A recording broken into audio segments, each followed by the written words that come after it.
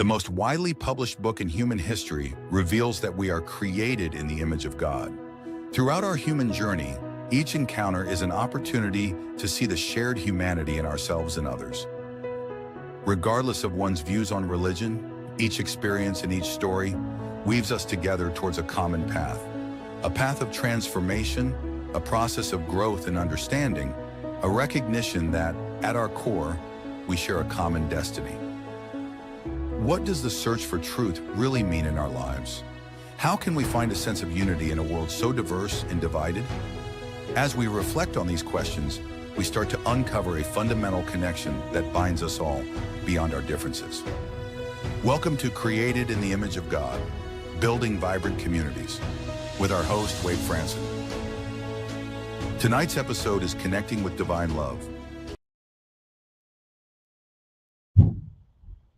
Hello, everyone, and welcome back to Created in the Image of God. As you know, we're rebranding ourselves this year with that Building Vibrant Communities tagline. And I can think of no better guest than to help us further advance that than tonight's guest. I've been so looking forward to having Diane Haworth on the show. She has initiated the Be Love principles in her life and promotes these through her work. Let's welcome her into the studio today. Hi there, Diane. Hi, Wade, and hello to everyone who's with us live and anyone who's ever going to see this. I am so excited to be here today. Thank you. And thank you for taking the time. I know we talked a little bit beforehand. The show is a little bit later than, I think you're on the East Coast, right? Yep. So, and it's a cold one there, but cold here, but we're going to warm this right up with your story. So as our audience knows, we always try to get to know the real you, who you are at your core, by diving into your origin story, your creation story. So tell us a little bit about who your parents were, where you were born, and the situation into which you learned about this world. So I love that. Thank you. One of the things that I like to tell people is I'm just a pretty regular person. Was born in a tiny little town in Virginia, about 50 miles southwest of Washington, D.C. And if you remember the old Andy Griffith shows, and if you remember Mayberry, that was about the kind of community I grew up with. Everyone knew each other's name. When I was a little girl growing up in the 60s, we still had a party line on a house phone. And I'm really dating myself now. And it was there are a lot of people who don't even know, can't even relate to what you're talking about, but I'm old enough to know what you're talking about. Well, it was a really interesting little place to grow up because it was the epitome of small southern town, but we were a stone's throw from Washington, D.C. So it really, especially back in those days when there were no cell phones, no paparazzi, it would not be a big deal to see senators or Supreme Court justices in the Safeway. As a matter of fact, the Kennedys had a weekend place. Jacqueline Kennedy was an equestrian superstar, actually, and part of this is an equestrian community. They were in the county where I grew up on the weekend. So it was just really interesting of this, the way that I grew up. My parents both actually had been in World War II. My mom for a short time, but she had lost her brother to World War II. Her mother had died at a very, very early age. So she had a lot of trauma growing up. And back in those days, you just lived with it. My dad had been a little 18, 19-year-old farm boy from Nebraska, who I don't think really had been outside of the county when he found himself on a troop ship headed to Europe. Now, my dad, who was a decorated war hero, actually, was captured, spent some time in a German POW camp. He also was one of the young, it's hard to even talk about, he was one of the young privates that helped liberate Auschwitz. And he lived with those horrors his entire life till the day he died. So they were both really doing the best they could in a very tumultuous world, right? At the time, trying to do their own healing and raise us. Now, as a result, I really think that I just felt disconnected from love. Now, I know my parents loved me and all of that, but I had a hard time feeling safe. When I was a young girl was when the Vietnam War started. And that was the first time we started seeing images of war on TV every night. And at that time, in the early years, they weren't edited. So I was seeing horrific images as a young kid. So the world felt very unsafe to me. Well, Lived through, do you think that some of those early experiences, in that your parents were both involved in the war, and I forget what the exact relationship was, the person who actually was at Auschwitz during the my dad, liberation? Your my dad, dad, wow. So I lived in Germany for 10 years. I never made it to Auschwitz exactly, but I had to go to Dachau multiple times yeah. with tour guides and this kind of thing. And um so yeah, those experiences, I wonder if they maybe somehow shaped that feeling that the world wasn't a safe place and that there was a lack of love if these wars could happen. Do you think that maybe was influencing your sort of pre-conscious thought self? Because as kids, we don't reflect and understand where these thoughts and feelings are coming from. We just, we just, like a sponge, take them in, take them on. Well, it had to, right? It had to. And like a lot of people in my generation, all of our grandparents, our parents, our aunts and uncles were involved in some way in the war effort. And plus, remember, I'm a stone's throw from Washington, D.C.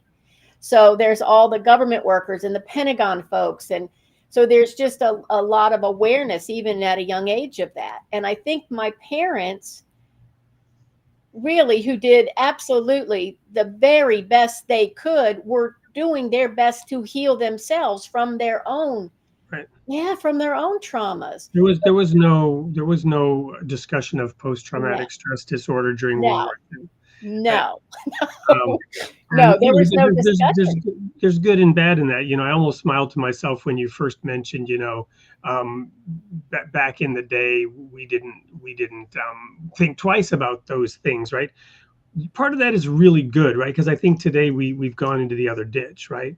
Where everything has to be diagnosed, everything's a condition. Everyone wears their conditions on their sleeve and expects everybody to accommodate their distinct disadvantages and peculiarities. It's almost, there's got to be some balance there. But back in that day, things were stifled, things were stuffed down, things were repressed. Healing, any kind of therapy, like, well, waste of time that is, right? But no, I don't even think there was a therapist in my little town. there's a balance. There's a balance there. Yeah.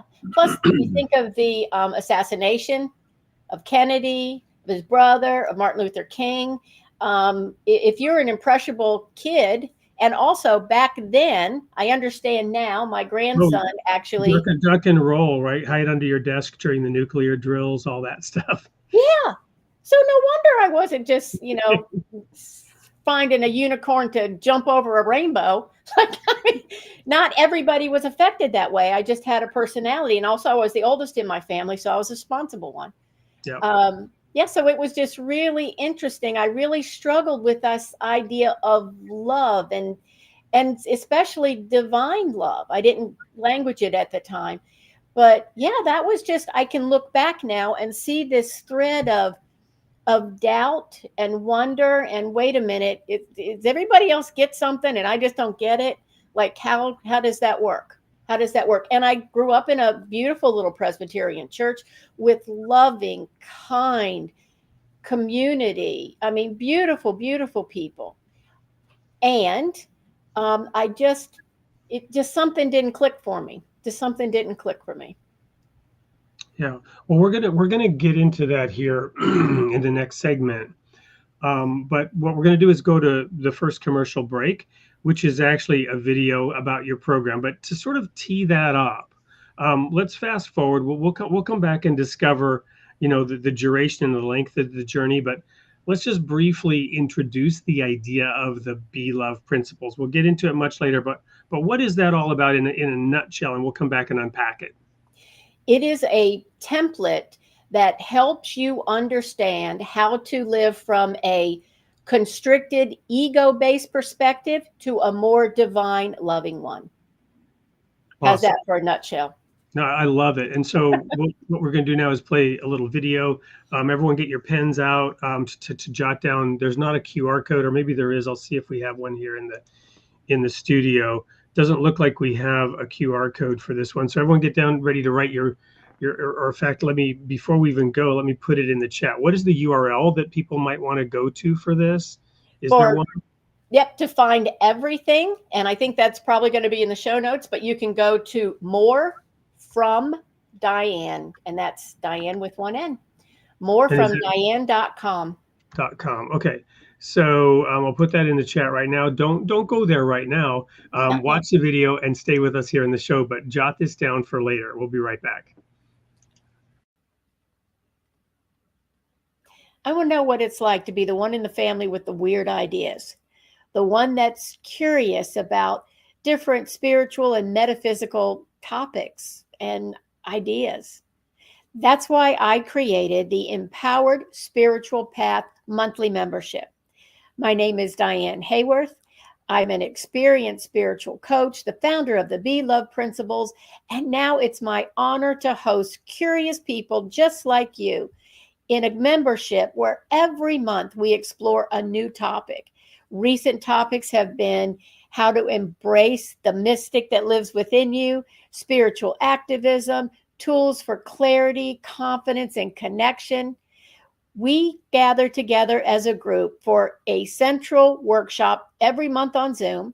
And then we also have a second session where we learn tools and meditations to implement these beautiful practices that we're learning about. In addition, we have a community where we support each other. I'd love to have you on the path. I love the way you do that introduction and invite everyone to join that path. So in the chat there, more from Diane.com. So let's talk then a little bit about those, where you went from those initial feelings of childhood where something was missing that didn't actually kind of get answered till decades later. So what was it like then coming of age and your journey up until the Be Love Principles? Well, as I said, I'm the oldest of three kids in my core family, and I was the kid that wanted to do everything right. So I went to church and I read books. Now, remember, we didn't have big bookstores. We had a little library, and we didn't have the access to information that we do now. There wasn't even this thing called the internet back then, right?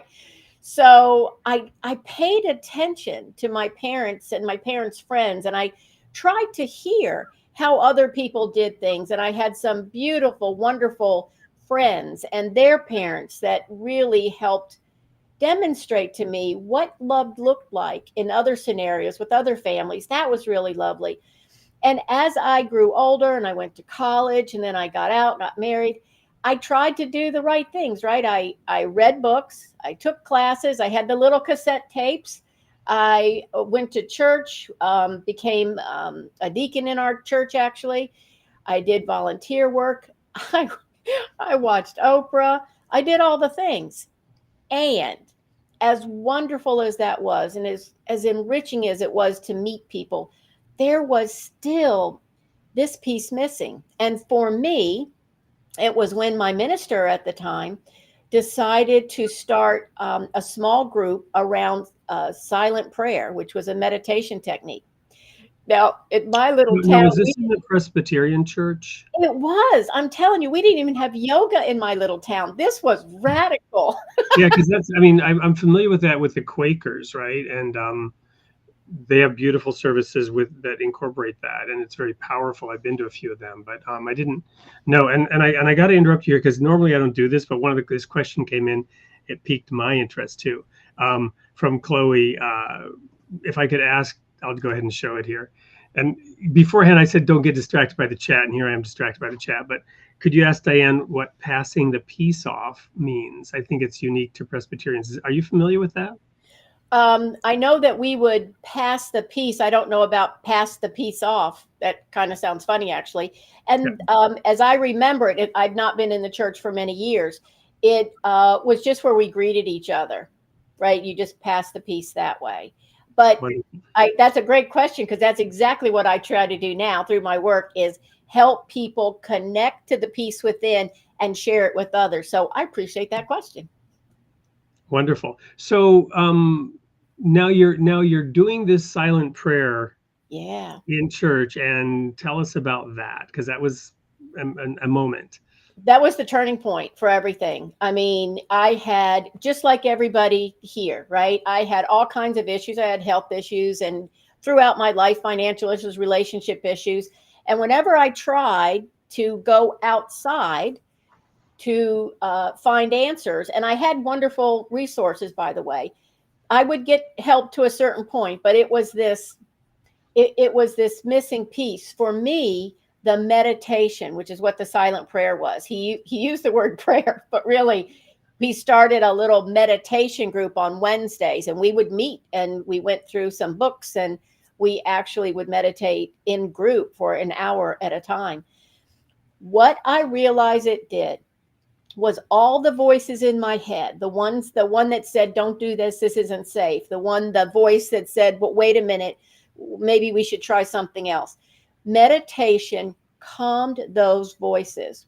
So what I was able to do for the first time in my life was really hear what I call that voice of the divine within, that calm, peaceful, empowering presence that I just could never hear before, because there was just too much going on.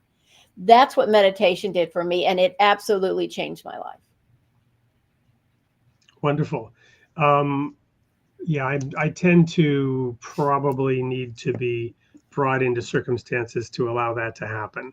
I do constantly ask for and seek guidance, and I do get it. But yeah, I do know people who have that gift more naturally. So you experienced that, and then is that what led to this download, as you call it? I would say this helped me cultivate a state where I could get that. For me, it wasn't like, oh, I'm going to meditate today and tomorrow I'm floating on a cloud. No, it's been 30 years and I've tried different things. But again, what's really helped me is being able to understand the difference between an ego fearful thought or a loving guidance. Now, what I had a practice of doing before I got the Beloved Principles is in my prayers, in my meditation, I would say, probably for 6 months before that occurred, I would say, show me how to be an instrument of your peace. Show me how to serve. That's what I was listening for. And I also had a journaling practice. And at the top of the page every morning, I would say, love, what do you most want me to know today?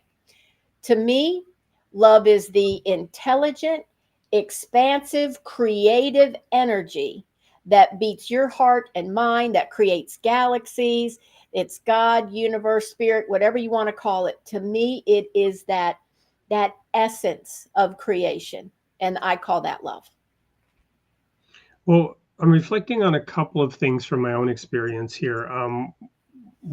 We talked about one of them beforehand, and I'll get to that in a second. But the other one is this little series of books called Conversations with God. I don't know if you're familiar with them. Absolutely.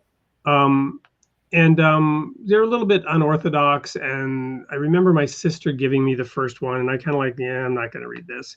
But one day I sat down and started reading it, and I'm just reminiscing on that. It was very powerful, actually, to read those books because of there was a sincerity that was kind of buried under what came across almost like an arrogance, but wasn't, which is I asked questions of God and I expected answers, right? And I had a conversation, and this person just started writing down these questions. But what I was reflecting on was how you persistently were going with this request. You don't get an answer to a question like that right now. It's like, God, I know that I need patience, so I'm going to ask you for patience, and then you expect to get it quickly.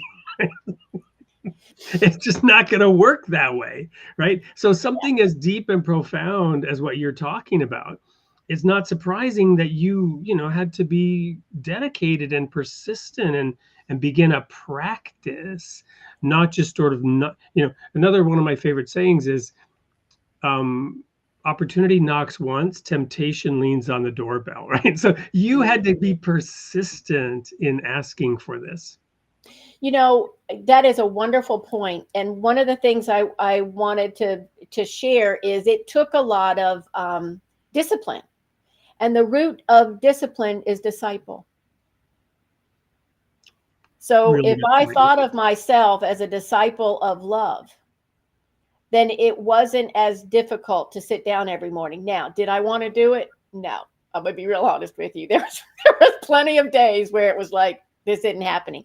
Well, But you just said something. Now I have to say that second thing because of what you just said. The second thing, which we talked about beforehand, was I was in a spiritual dead end. I think I've shared this with my audience before, where I came to the point where the denomination that I was a part of had split down the middle. Each side began to split further into squabbling fragments, and I had to recognize we were not who we said we were or who we pretended to be. We were not truly fulfilling the will of God the way we had thought. And I began focusing on this one verse and asking God to help show me where the people were that exemplified this. And it was John 13:35. By this shall all men know, and now you'll know why I'm bringing this up right now. By this shall all men know that you are my disciples. I didn't focus on that word before, but that you are my disciples, that you have this discipline. By this thing, people will recognize that you are practitioners of what I teach, because Jesus said, why do you call me Lord, Lord, and don't do the things that I say, right? Everybody calls Jesus Lord, and he says, but you're not following my guidance. You're not actually listening to my words and putting them into practice. But by this thing, all men, an independent outside third-party observer who's not even a Christian, will recognize you as a true disciple if you have love one for another. And we were a bunch of squabbling, bickering, fragmented people. Now, we had prided ourselves on not condemning other people to hell like other churches, but we still had an arrogant view of who we were and who they were. But we recognize it's not our job to judge them. God is the judge, right? We would never judge them and determine whether they are or are not really, whatever. But I went on a 10-year journey to find answers to that, only eventually to come around and find them in my backyard and realize what it meant to try to practice it. Right. So tell me about how your epiphany now and how you came to this download. Well, I was at a conference actually with my mentor, and his name is Robert Holden. And I've taken lots of classes from him, and actually am now a student of A Course in Miracles. That is that's something that really speaks to me. And he's the one that actually shared that writing prompt with me. Well, I was in this big conference room, and we were told as an exercise to imagine we were seated on a foundation of love and ask, love, what do you most want me to know today? Now, I will say, I was a little smug about it because I thought, well, I've been doing this for years. I know how this is going to go.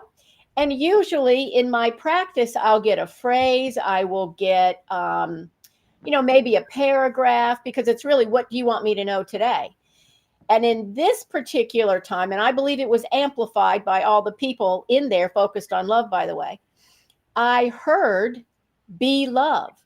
And then there was it was like a movie started playing in my head, and I was observing this. And I actually received in this process 4 steps that later I started calling the Be Love principles. If anybody wants to know the full story, because it's pretty involved, but it's a great story. It's on YouTube. You can find it on morefromdiane.com. But what came through were these principles. Greet everyone with an open heart without an agenda. It's number 1. Number 2, see the divine essence in everyone and everything. 3 is forgive quickly, completely, and unconditionally. And the 4th was remember you never left the light of the all. You are the light. Now, this happened. I mean, it was a vision. I heard it. I felt it. This is not what happens. And to tell you the truth, when that little part was over, I thought somebody had spiked my coffee. I mean, I really did. I was Hey, like, it happened to the Beatles. They were visiting a dentist, right? And the first time the Beatles dropped acid, it was done to them, right? I don't know if people know that little detail, but sorry, I digress. I'm into music well, history. I didn't see any Beatles there. I had a cup on my coffee, but I mean, that's how jarring it was. Yeah. And if you go and listen to the story, actually, I got horribly sick for like 10 days, 7 or 10 days, which I now know, right? In retrospect, one of the things that happened was I lost my voice. So I couldn't say this to anyone. So it had to be processed inside. It had to be internalized before you could share it. And it was a shock to my physical system. I mean, this was a burst of energy, and it just knocked me out a little bit. I mean, I went to my conference and did all that sort of thing, but it started this path. It just was, this is not what I expected. When I said, quite frankly, when I said, show me how to serve, I thought, oh, maybe I'll go to the pound, pet some puppies, hug some kittens. That'd be cool. I did not understand that this is what I would receive. And I also understand I received it because I needed it the most. I needed a way. Those 4 principles are easy to say, but each one is so profound, so powerful, so filled with depth. I've frankly have come to those in a different way, in a different path, not in that succinct, compact form, but each of those principles have become clear to me over time in different ways. And what was that 4th one again? You never left the light. You never left You never left the light. You are the light. You never left the light of the right. all. So, one of the things that I've shared many times is going back to the book of Genesis. And I came to this, I've written a whole book, The Hardness of the Heart, digging into Jesus has 7 statements in which he says, I think there's 7, maybe there are 6 out of 5, but from the beginning, it was not so. And one of the times he did that was about the issue of divorce. Moses said we could get divorced for all these different reasons. What do you say? And he says, well, Moses allowed it because of the hardness of your heart, but from the beginning it was not so. So I studied all those statements from the beginning it was not so to get back to that origin, right? And it took me back to the book of Genesis. It took me back to study the idea of rulership, right? Are we sovereign? Or did God intend somebody else to rule over us in some way at some point in time, whether it was a church organization or government? We were created in the image of God, and there's a degree of sovereignty there. And the first time the word rule is used, God put the greater and lesser light in heaven to rule the day and the night. And it to summarize a lot of thought and study and analysis and reflection, it comes down to this. We submit to the light. We follow the light. When we stray from the light, we trend into darkness. That's when we become enslaved by something else. That's when we begin to believe that we've lost the light. But the light is always there, and no matter how dark, and that's the point of the lesser light, even in the darkest night, look at a full moon sometime. You can go walk around in the dark. We have a property on the top of a hill. It's dark with woods. I can go walk around by the light of the full moon. Even in the darkest night, you've got stars, even the moon. So God is always shedding some light. You can always turn to the light. You always have that choice. It's always there. And when we submit to that, we retain our sovereignty. We don't become enslaved by wrong ideas, by our passions, by materialism, by all the things where we would stray. I think that's a wonderful point. As this has evolved over the years, and as I've worked with each individual principle and then used them together as a process, when I was working with that last one about the light, what occurred to me and what I came to understand was light is also a metaphor for knowledge, for truth. Yes. Right?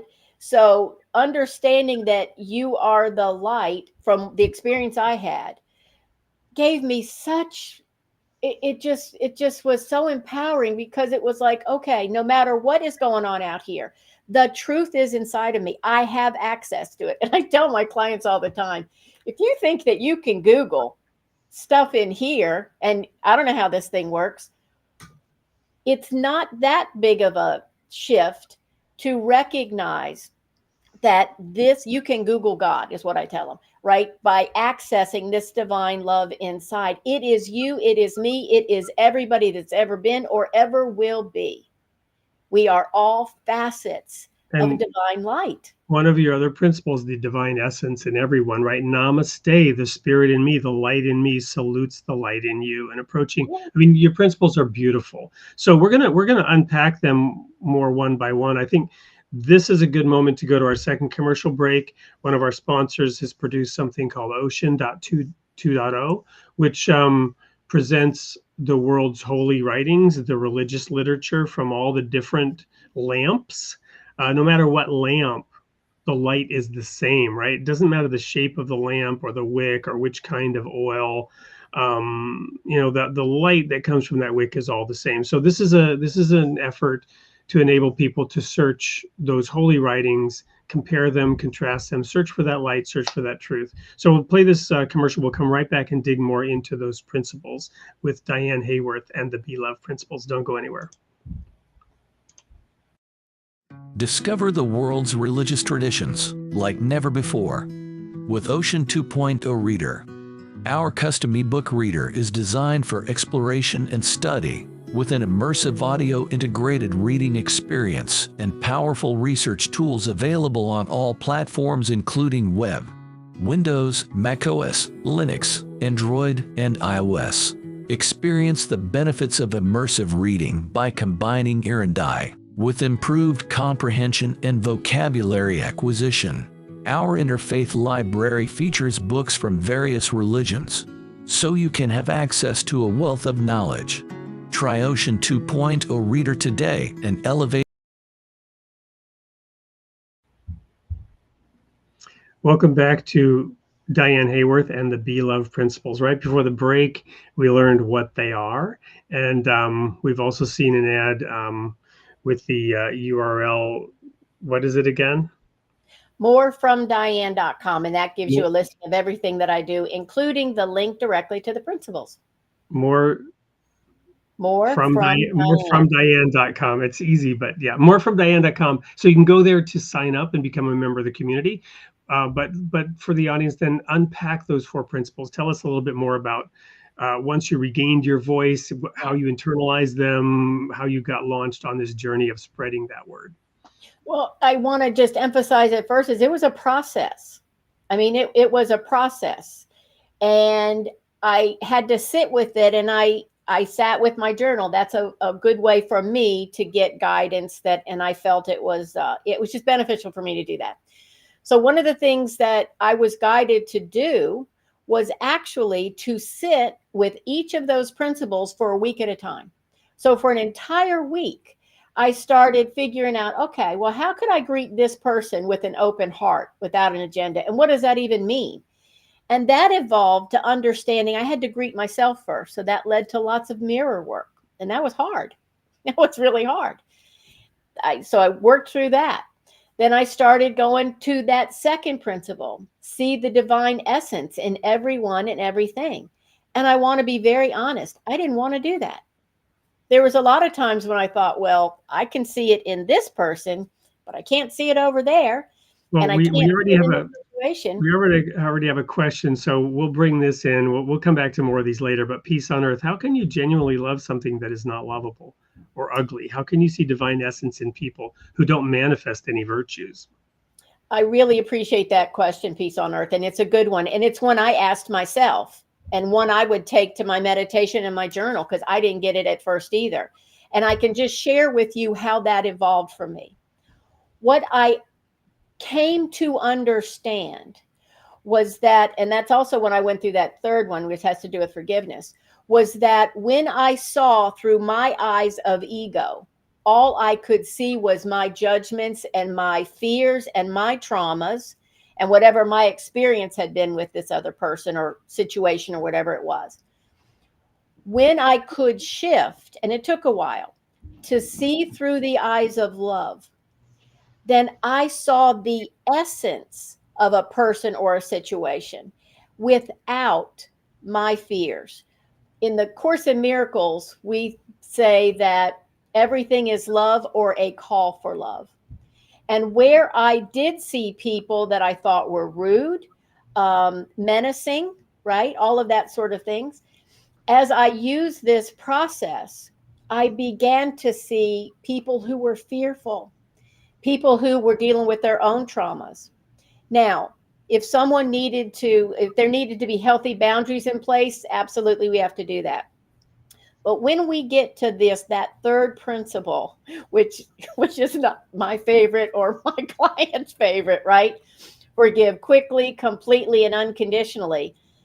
What I found was if I took a person or a situation and I used the principles as a process, and I asked to see them with an open heart without an agenda, and then I asked to see their divine essence, then by the time I got to the forgiveness part, think something had softened and something had shifted.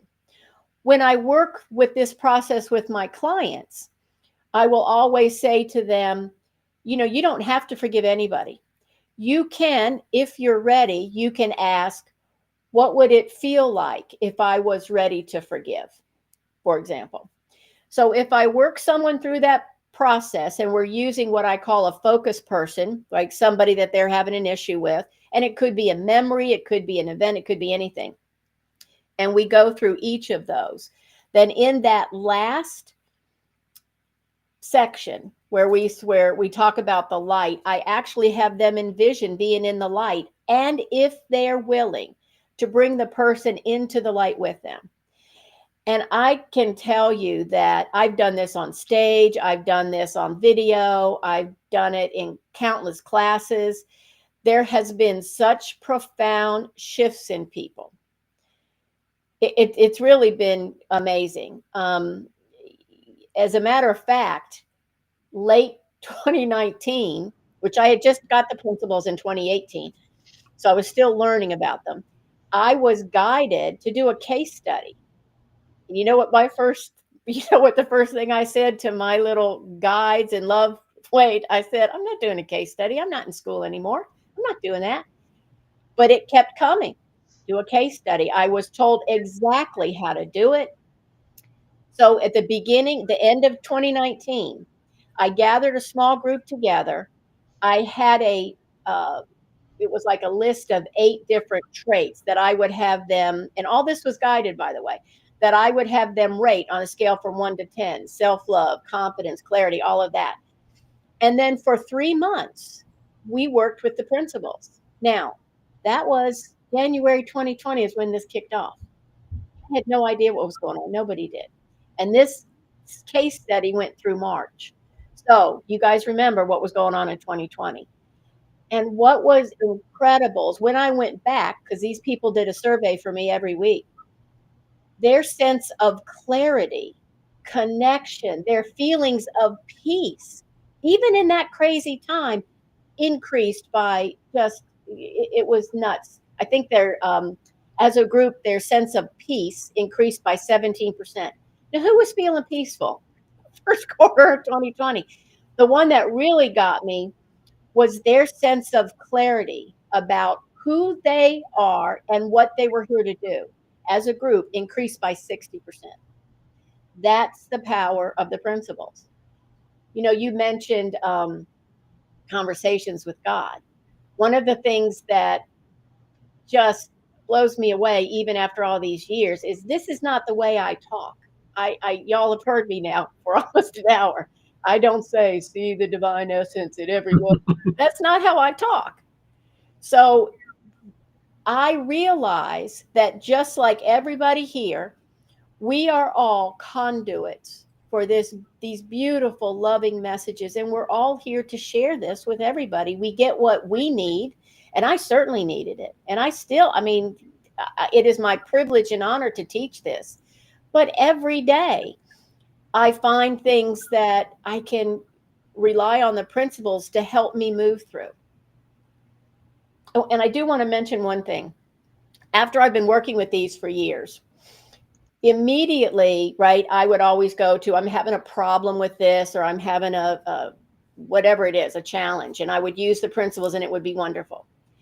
But what I realized was anytime we are putting our human perspective on anything, the love we have for our kids, a wonderful event, we're limiting our vision. Even using this with something that we already think is wonderful expands past what our ego constricted, what we can see from an ego perspective or a personality perspective.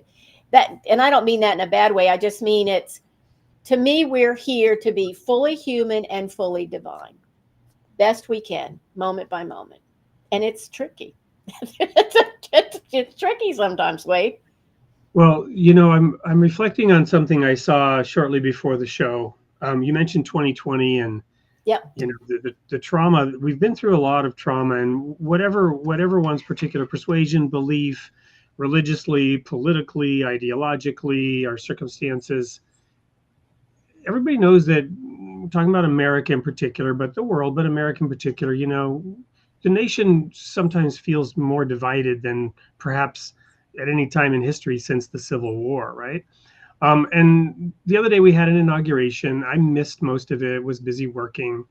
Somebody sent me this link today about Carrie Underwood performing this song at the inauguration, America the Beautiful.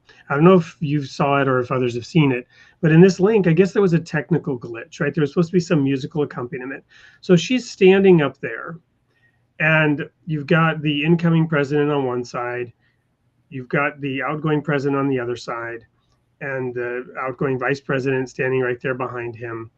And the outgoing president is like looking down at his notes, like not looking up at all. Not, you could just tell from his body language, everything, doesn't want to be there, doesn't want to be there, and representing clearly to everybody else that doesn't want to be there, right?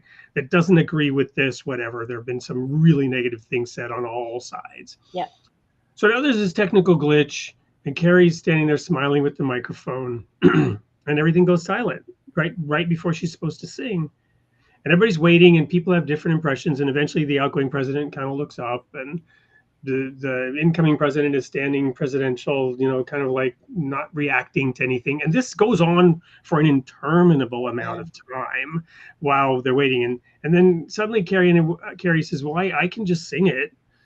And she says, y'all help me now, sing along.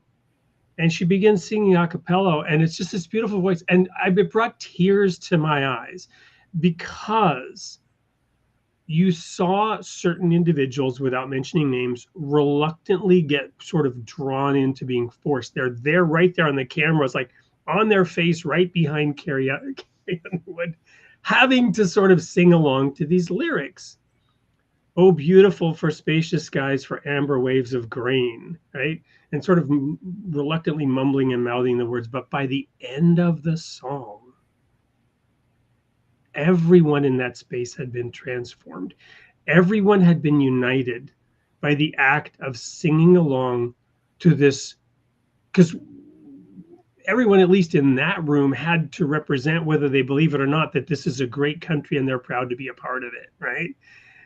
In that moment, no matter what, right? No matter who, no matter what. And everything was transformed within a couple of minutes just based on this simple little experience.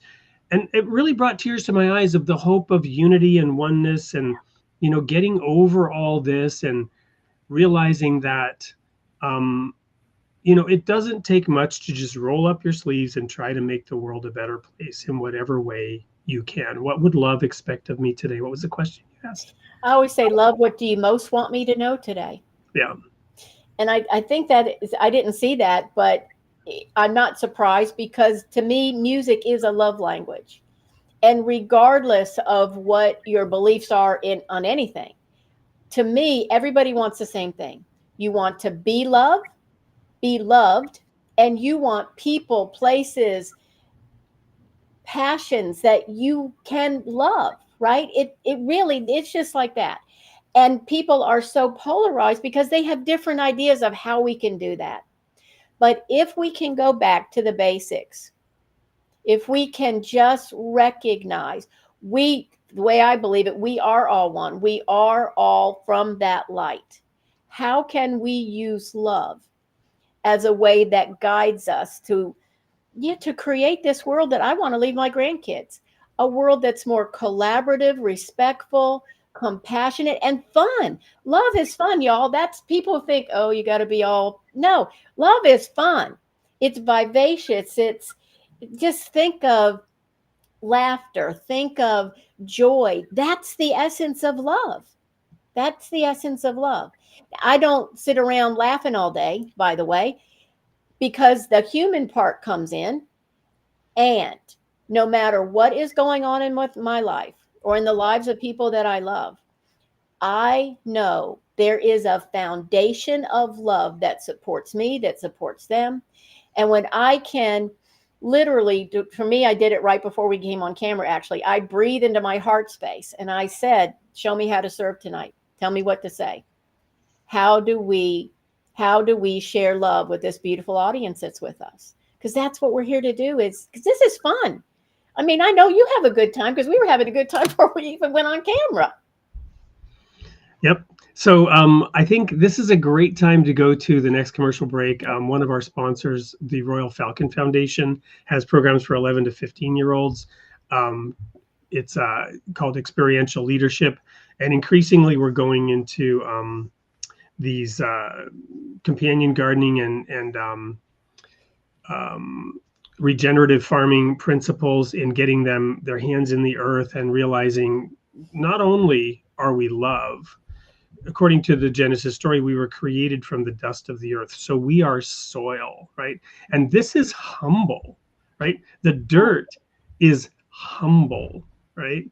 And yet filled with life, and we are filled with life. So all of these principles are being woven together. We'll showcase this quick video, and when we come back, we're going to start engaging a little bit more with the audience. Lots of interesting comments there. Thank you so much for being with us, Diane. Don't go anywhere. We got more to come. Welcome to the Royal Falcon Foundation. Our curriculum and activities inspire and train adolescents through hands-on experiences, fostering growth and empowerment. Through immersive and challenging experiences, we shape young minds to think independently and develop their leadership skills. Our programs foster new friendships and unity, shaping young leaders to tackle real-world challenges with confidence. We believe in equipping the next generation with the skills to become leaders of tomorrow. Join us at the Royal Falcon Foundation and be part of a journey that empowers, unites, and inspires.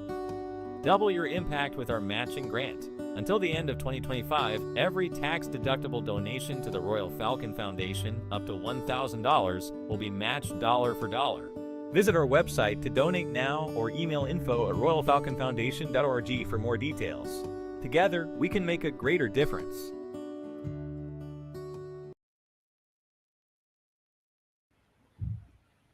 Welcome back to Creating the Image of God. I'm here with Diane Haworth, who is the what should I call you? The founder of, or the sponsor of, or the center of?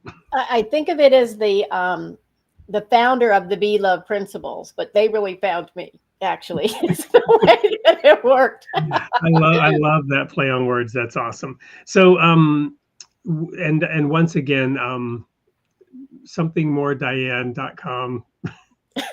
Okay, I should have gotten that one. More from Diane.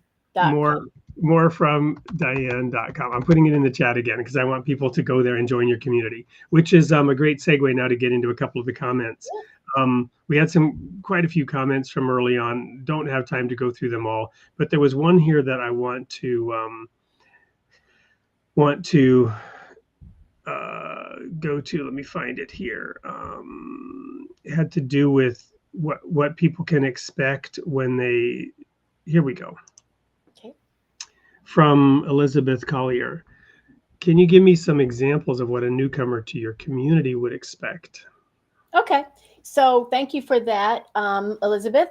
And one of the things that we love to do in our community, it's very much similar to this, and that is just be welcomed and your curiosity is honored, right? I really believe that love meets us where we are. And what I love about some of the topics that we discuss, even like the Be Love principles, right? I've been working with these things for years. So I have a different take than someone that's just coming in for the first time that you've ever heard this. But in the community, you are respected, you are supported, and together we explore spiritual topics related to love.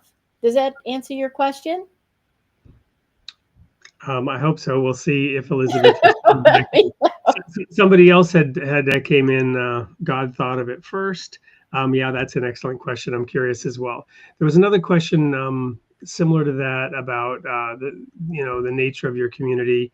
Y'all have some great handles, by the way. God thought these are some great things. I wish I thought of some of them. Well, we also, so some of our community here, we've got a community that sort of generated from Planksip up in Canada, which is a more of a philosophical site. So we have a lot of people who ask introspective questions there. We also have a Baha'i community that streams this down in Clearwater, Florida. So we have a few of them on here. So we have these like pockets of different different viewers that have found us and are part of this community that we're. Now, let me spend a moment on the building vibrant communities idea here. Yeah. Because that's relatively new, and it gets back to this question that we showed. How can you genuinely love someone that's not lovable? That one. And we had a follow up to that, which is this one here.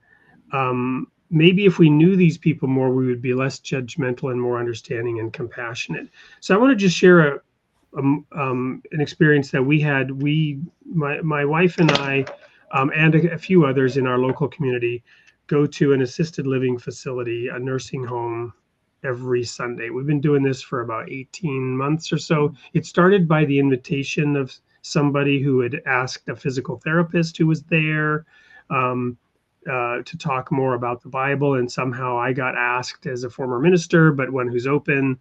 And then we just formed a relationship, and she was praying that she could find a community, and lo and behold, the community grew up around her and her intention and her spirit. And so we go there every week, and there are quite a few people involved. We are on the activity calendar. It's almost like we're now the chaplain service. Whatever religion, we bring in principles from the Baha'i faith and other religions about the soul. That's how we started, in prayer and the Word of God. Anyway, we then got invited to go to some of the rooms and meet some of the other people who hadn't come to some of those who were bedbound. And we met this one woman, Loretta, who was a double amputee of both legs, right above the knee, an African-American woman. And she was in bed. And I have to admit, and there's maybe some other, cosmetic issues that were going on here, related to hair and this and that. And I was taken aback. And I was, I had an awkward moment about how to interact with this person and what to say and how to react to her. And she's got a little bit of a salty personality. And maybe there are also some medications that are involved, that kind of affect how somebody comes across and whatever. But this woman, Loretta, is now one of the most faithful people that comes to our meeting every Sunday. And the thing that strikes me about her is how positive she is. Every week, she says a number of things that are just insanely positive. And you have never, ever once heard her complain about her situation and her circumstances. She is grateful for the path that she is on and that God has given her, right? And she's such a tremendous inspiration, right? And that's why, this comment, maybe if we knew these people more, we would be less judgmental and more understanding and compassionate. And when we do try to practice that principle that you said about always being open and seeing the divine, can you reiterate the 4 principles to us again? Because you do that so beautifully. They're so succinct. Absolutely. And they're, and we've got them all written down for you, so you'll have access to all that. It was greet everyone with an open heart without an agenda. And that's what you did to that beautiful woman. That's what you did. You brought love into the room. And if everybody wants to be loved and have something to love, that was the opportunity that she needed. That's the opportunity she needed. So that's that first one. Greet everyone, including yourself, with an open heart without an agenda. 2 is see the divine essence in everyone and everything. And actually, when you go to my website, the Beloved Principles, I actually have a little video on each of these to give you some ideas on how to implement them. 3 is the big one. Forgive quickly, completely, and unconditionally. And we've got lots of resources to help you with that. And the 4th one is just remember you are the light. You never left the light of the all. So when you went into that beautiful woman's room, if you could be light meeting light instead of personality meeting personality, that's the way I look at it. That's what has helped me. That's how it's evolved for me. But I have to tell you, the more people that use the principles, and I hope you'll take them to the nursing home, actually. I was just sitting here thinking, Yeah, I got to go to the website, copy them down, write them down. This will be a discussion point. One of our Sundays is these 4 principles. Trust me. Yeah, I even have coloring sheets, free meditations. But my clients, my students teach me all the time. Yeah. Guess what? This is what happened, and this is how I use the principles. And I'm like, whoa, okay. Because it evolves in your own life. Well, and that's the other thing about going there week after week. It didn't take long before we could honestly and genuinely say, this is the absolute highlight of our week. And we get so much because of the collective wisdom and experience. And, some of these people are transitioning. In the year and a half we've been there have been several people who have passed on. We can literally feel the presence after that happens. I mean, one person in particular, Michael, he passed away unexpectedly. He was actually not at the nursing home. He'd come there. He was on dialysis, and he had some issue, but he passed away kind of unexpectedly.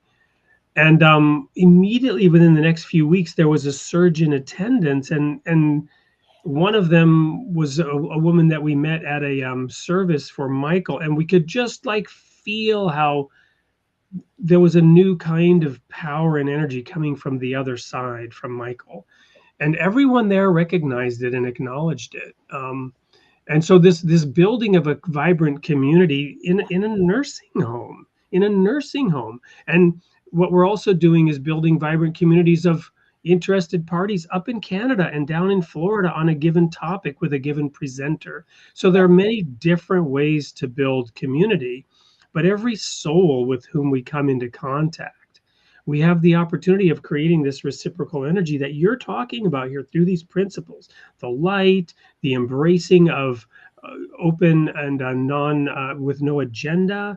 And it's just so simple and so beautiful.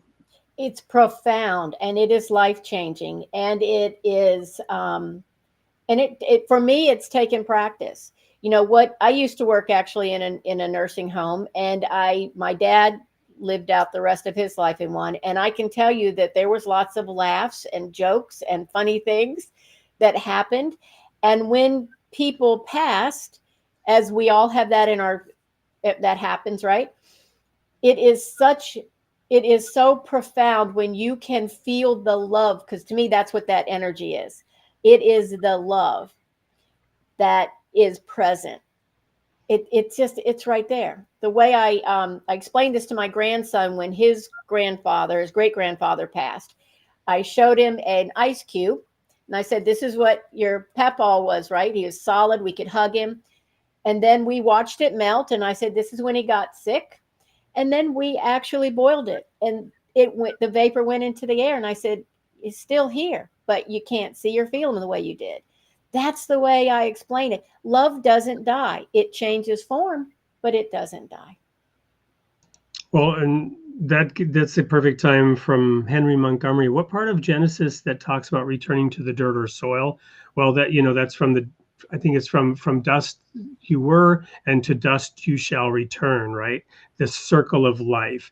But the soil is rich and vibrant. So in regenerative farming, we learn that you don't till the soil, you don't break up the soil, right? Because there's a web of roots that are communicating with each other in the soil, and every cubic foot of soil has millions of living microorganisms in it, and you don't just sort of bust that up and then spray stuff on it, right? And we again, I could go on and on. We're working on a presentation now about the seed, the soil, and the soul, right? And how this circle of life, just like the beautiful analogy that you used of the ice cube, right? Being reunited with God, and as we mentioned, this nursing home, working with these people, what they're teaching us and what we're teaching them, it's just so beautiful, preparing them. That forgiveness thing you mentioned, right, is so important. Each week we ask for prayers, and so many of them have to do with those residual relationships, right? The children, or even parents that have passed, where now these people are at that age themselves, and they realize what it was like and what they did to people who were that age without realizing what they were doing, right?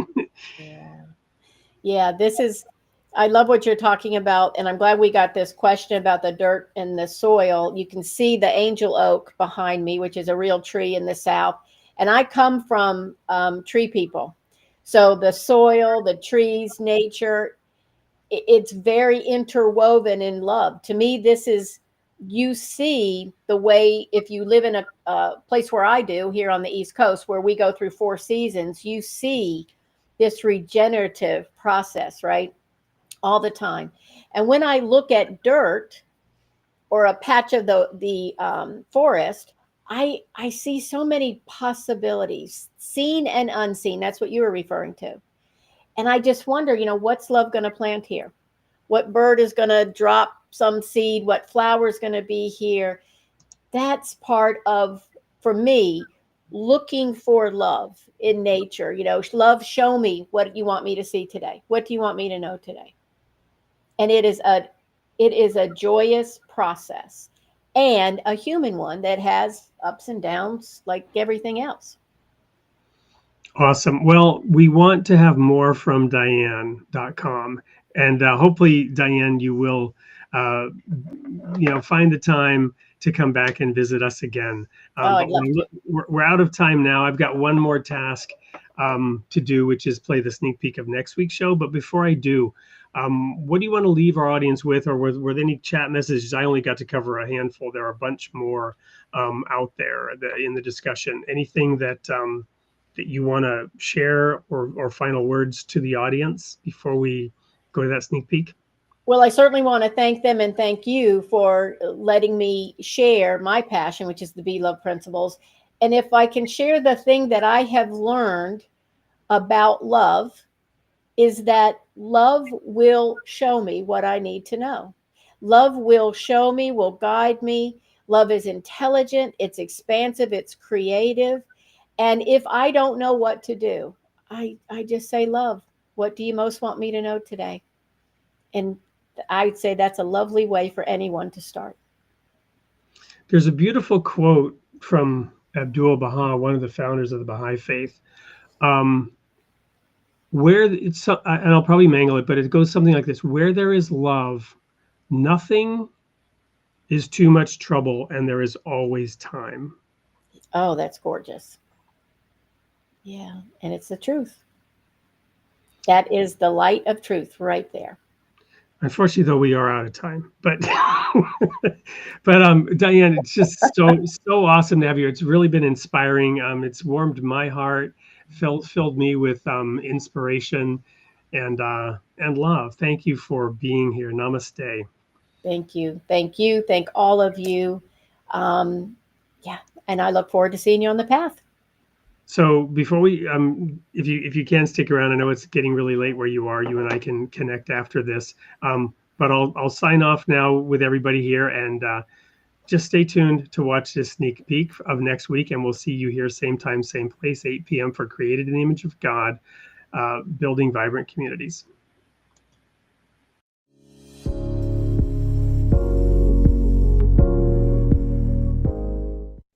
Hello, everyone. It's Wade France, and I'm in the studio early this morning with Catherine Cook, who hails from Texas, who is the author of a work of historical fiction based on or inspired by true events, including her relative, a great granduncle who lived in Germany under Nazi occupation. It's an amazing book. Going to hold up a picture of it. The Sower of Black Field. Welcome to the studio, Catherine. Thank you, Wade. It's wonderful to be here. Well, on your book, I noticed right away, immediately, 2 awards. Congratulations. And then it's published just last year. So you are an academic who has done peer research, who knows how to research and get to the facts, yet you chose to write this book as a work of historical fiction. Why? So yeah, what I felt was that what happens in academia kind of tends to stay in academia. And I kind of felt like the best way to get a really broad audience and to tell the story was to use the history as the bare bones, of the story, and kind of like add in all of the literary elements. So what that would do is reach people who kind of tend to hate lecture halls and footnotes, but they really love the feeling of walking in the shoes of a character. And I felt like that was the best way to tell this story, because we have a very rare case of an American defending Germans against Americans. And you ask, well, why did he do that? And I kind of felt like you need to have the emotional story to understand the context. Right, because these characters are therefore nuanced in terms of our classic hero-villain model that we understand.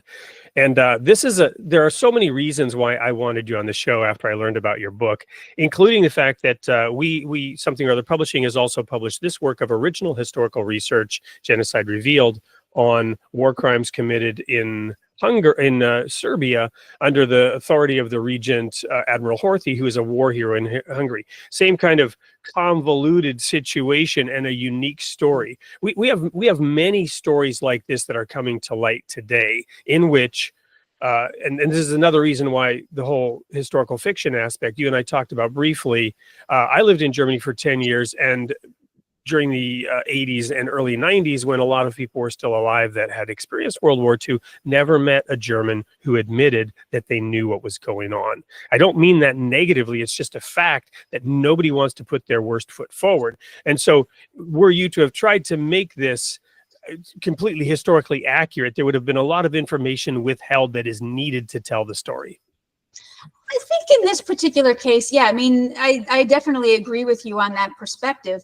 What was interesting to me was when I went to Germany and talked with these people, I fully expected, you always hear that nobody wants to talk about this. I had, people in the town of Schwarzenfeld flocking to me and really wanting to tell me their stories. And I felt like they trusted me because I was a relative. They opened up to me because of that. So I kind of felt like I had this inside window into what their thoughts were, what their impressions were, and I felt like it was something that was very rare.